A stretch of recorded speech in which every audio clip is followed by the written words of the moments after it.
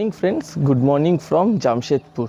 তো কালকে রাতেই বলেছিলাম আমরা জামশেদপুরে গুরুকৃপা হোটেলে আছি, সেই 2022-এও ছিলাম, তাই এখানেই একেবারে চলে এসেছি ফোন করে। কাল রাতে তো প্রচণ্ড লেট হয়ে গেছিলো, 11:30 মতো হয়ে গেছিলো আমাদের জামশেদপুর পৌঁছাতে।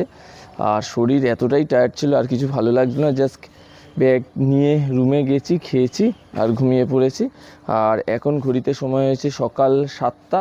আমরা আজকের প্ল্যানটা একটু তোমাদের বলে দিই, আজকের আমরা কি করব। আজকের আমাদের প্ল্যান হলো সকালবেলা এখন যাব ডলমা দেখে নিয়ে হোটেলে আসবো, ব্যাগ বাঁধবো, বাড়ির দিকে রওনা হবো। আজকের আর বেশি হেকটিক প্ল্যান রাখিনি, তো আর বেশি দেরি করছি না, বাইকটাকে একটু লুপ করে নিতে হবে। সিটি গ্লাভসটার কন্ডিশন আগের দিন দেখানো হয়নি, একদিন পরেছিলাম আসার দিন, কন্ডিশন দেখো পুরো ছিঁড়ে গেছে। আর তার থেকে বড় কথা, বৃষ্টির জল কিন্তু পুরোটাই ভিতরে ঢুকে যায়, এখনও ভেজা আছে। এই লাস্ট 2 দিন তো আমি ইউজ করিনি, কারণ সেইভাবে শুকাতে চায় না, তাই স্কয়ারকোর গ্লাভসটা ইউজ করেছি। ওটা অনেকটাই বেটার এই রেনি সিজনের জন্য। মানে বৃষ্টিতে ভিজছে পুরো, কালকে তো মানে 5-6 বার ভিজেছে, কিন্তু রাস্তাতেই আস্তে আস্তে শুকিয়ে গেছে। এই সিটি গ্লাভসের থেকে স্কয়ারকো গ্লাভস অনেক বেটার, কারণ খুব তাড়াতাড়ি শুকিয়ে যায়। এ তো বৃষ্টিতে ভিজছে, শুকাতে 2-3 দিন লাগিয়ে দিচ্ছে, কি বলবো। আর তারপরে দেখো প্রথম দিন রাইডেই এই অবস্থা, ছিঁড়ে গেছে পুরো। ঠিক আছে,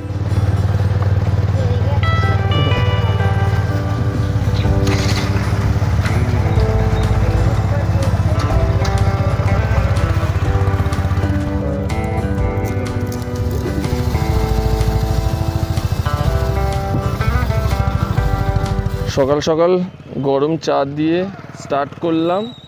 সবাই আমরা চা খাচ্ছি, খুব ভালো লাগে। চা খেয়ে আমরা রাইডটা স্টার্ট করে দিয়েছি। যাচ্ছি হলো দলমালে। এখানেও বেশ মেঘলা হয়ে আছে, আবার রোদও আছে। আজকের ফেরার সময় দেখা যাক বৃষ্টি পাই কতটা। কালকের এই জন্য আরও জামশেদপুর চলে এলাম, কারণ দলমালে দেখবো বলে। তো চলো এবারে আবার হাইওয়েতে উঠে যাব। এই আমাদের হোটেলটা হাইওয়ে থেকেই 1.5 কিলোমিটারের মধ্যে। আমরা আবার এই হাইওয়েতে উঠে গেছি, এখান থেকে আরও 25 কিলোমিটার মতো দেখাচ্ছে। জামশেদপুরের হাইওয়ের এই জায়গাটা কিন্তু দারুণ, পুরো 2 সাইডে পাহাড়, মাঝখান থেকে রাস্তা।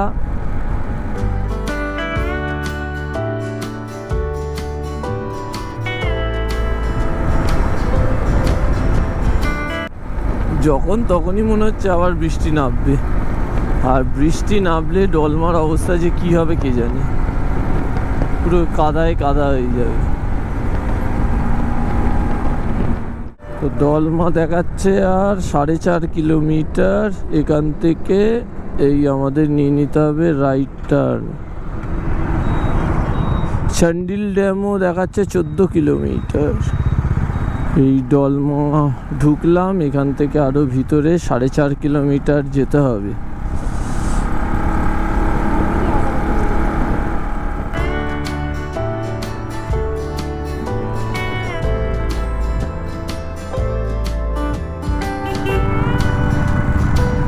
আমাদের ডলমাতে আসার পরেই শুরু হয়ে গেছে অফরোডিং রাস্তা। কিছুটা রাস্তা ভালোর পর থেকে পুরোটাই এই রকম রোড।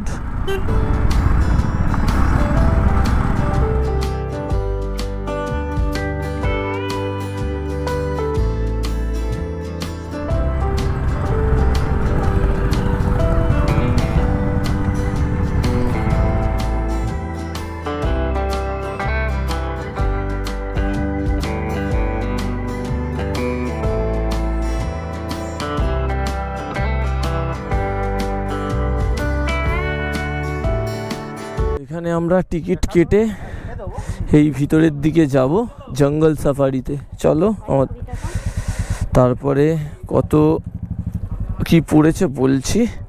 গ্লাভস পরে নি। আমরা এইরকম গাড়ি নিয়েও জঙ্গল সাফারি করতে পারো, 10 জন 10% 2800 টাকা করে। আর আমাদের টিকিট পড়লো বাইকের জন্য পড়লো হলো 20 টাকা করে পার বাইক, আর পার পার্সন কত টাকা? 2 টাকা। মানুষের কোনো ভ্যালু নেই এখানে।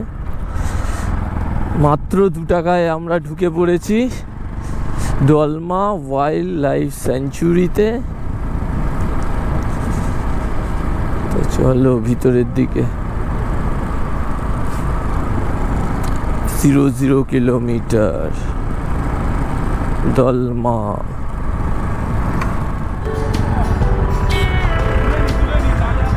ভিড় হয়ে যাবে। ঢুকেই আমাদের ফটো সেশন শুরু হয়ে গেছে। সবাই মিলে ফটো তুলছি এই জায়গাটা, দলমা লেখা জায়গাটায়। বাইক নিয়ে তুললাম, এমনি তুললাম। এবার আমরা ভিতরের দিকে যাব। আর চারিদিকটা কিন্তু বেশ সুন্দর লাগছে।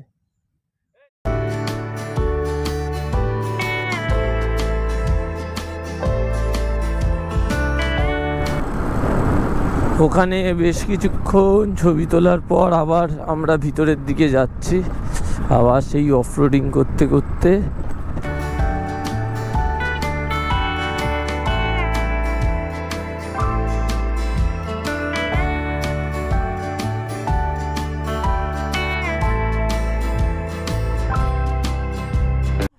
এই জিনিসটা মানে যেটা কলকাতা বা ওই সাইডে এখন দেখাই যায় না। কালকে আমরা নেতারহাটেও দেখেছিলাম, তবে আজকের পুরো ভালোভাবে দেখে নিলাম।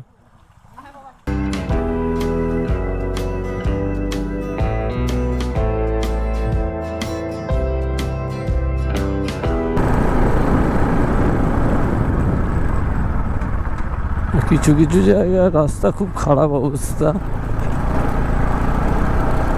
আর কিছু কিছু জায়গায় ভালো।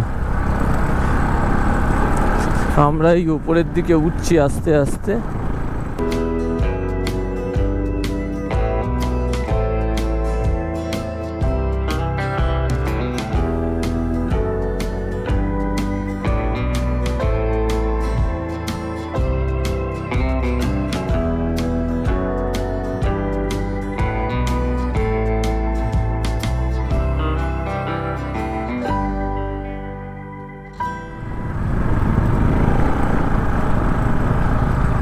চেকপোস্ট টাইপের,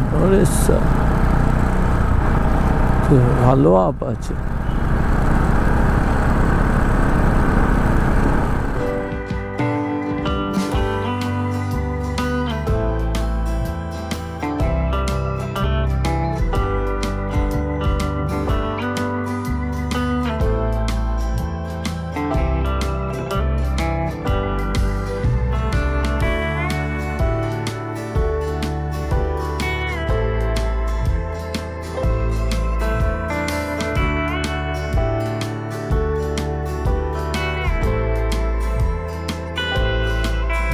এখান থেকে নর্মাল রাস্তা,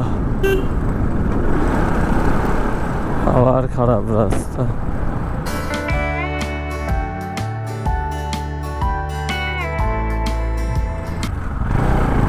দলমা টপে যাওয়ার জন্য আমরা উপরের দিকে যাচ্ছি। বেশ ভালোই কিন্তু অফরোডিং আছে। রাস্তা খারাপ, পুরো রাস্তাটাই খারাপ বলতে গেলে। বাবা,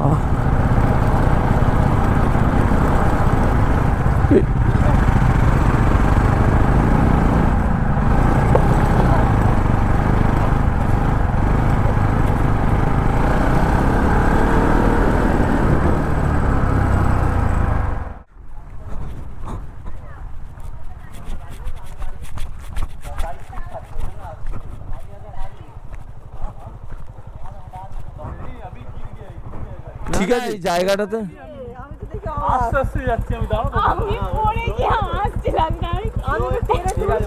ও ঠিক আছে, লাগেনি, অসুবিধা নেই। আরে জায়গাটাই এরকম, কি করবে?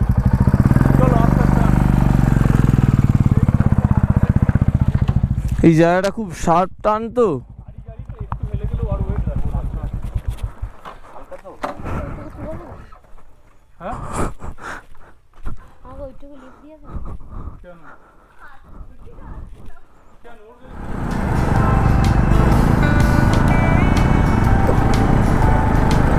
না, আমি ওটাই মেন সমস্যা।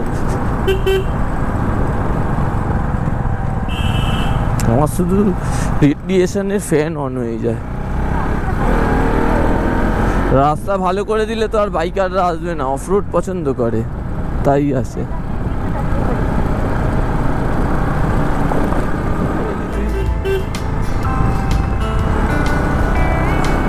বাবা,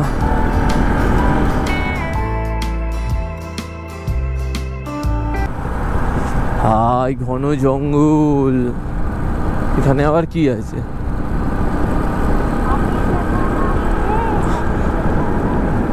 হাতির দেখা নেই বলে গান শুরু করে দিয়েছিস, এবার হাতি যখন বেরিয়ে আসবে তখন বুঝবি। বেশ ঠান্ডা লাগছে কিন্তু,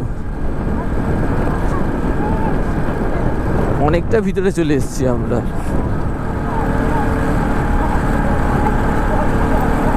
ডলমা কত সুন্দর, এর থেকে ভালো কি? শুধু একটু কোমরে ব্যথা হবে তোর, ভুলিনি লাগিয়ে নিবি আর কি। এত সুন্দর অ্যাডভেঞ্চার ভালো লাগছে না? এটাই তো নেক্সট ট্রিপের আগে আমাদের প্র্যাকটিস হয়ে গেল ছোটখাটো। এটা কি? এর ভিতরে হাতি আছে। টপে চলে এসেছি আমরা এখন। আমরা অ্যাডভেঞ্চার করতে করতে সামনের দিকে এগোচ্ছি। যত ভিতরের দিকে যাচ্ছে একটু ঠান্ডা ঠান্ডা লাগছে, কিন্তু রাস্তায় আমরা কিছুই দেখতে পাইনি, শুধু বাইক চালিয়ে মজা পাচ্ছি। যদি বাইক না নিয়ে কেউ গাড়ি নিয়ে আসে তাহলে মজা পাবে বলে আমার মনে হয় না, কারণ কিছুই দেখতে পাবে না। এইবারে টপ থেকে ভিউটা কেমন পাই সেটাই দেখার। এবার একটু ভালো রাস্তা পেলাম, দেখার মতো সেই রকম কিছু পাইনি, এবার দেখা যাক।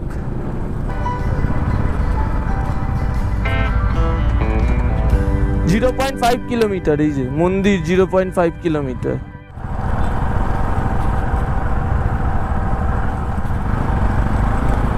ডলমা মাতা মন্দির, এই যে ওপরে সিঁড়ি দিয়ে ওপরে, এটাই হলো মন্দির।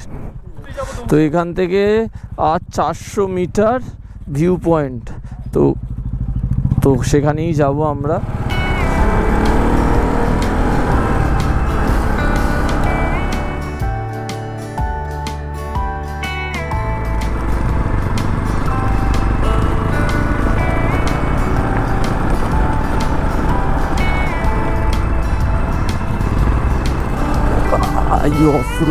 অফরোডিং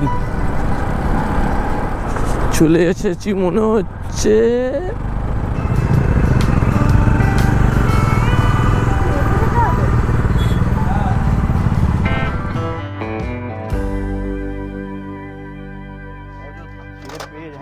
আমরা কি দেখলাম সেটা আমার আর কি অপশন ছিল? ওই নিচে 2 টাকায় লাগলো। 2 টাকায় আর কি চাই? 2 টাকায় দলমাটা আসেনি বলে মনটা কিরকম নিয়েছিল। বাইকে আসছো তাও তো অফরোডিং করতে পারবে, কিন্তু 4 চাকায় যারা আসছে জানি না কেন আসছো। যাই হোক, এখানে আর সময় নষ্ট করব না, নিচের দিকে নেমে যাব আমরা।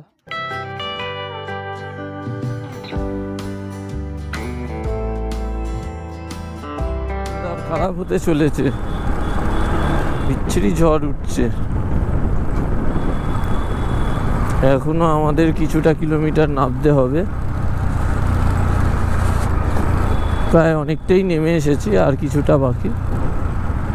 সাথে আবার বিদ্যুৎও চমকাচ্ছে, পুরো কালো করে এলো ওয়েদারটা। ভালো টাইমে আমরা নেমে এসেছি। এ দেখো পাতা ঝরে ঝরে লাগছে, ভিউ কিন্তু সেরা লাগছে, কিন্তু ওরে ভাই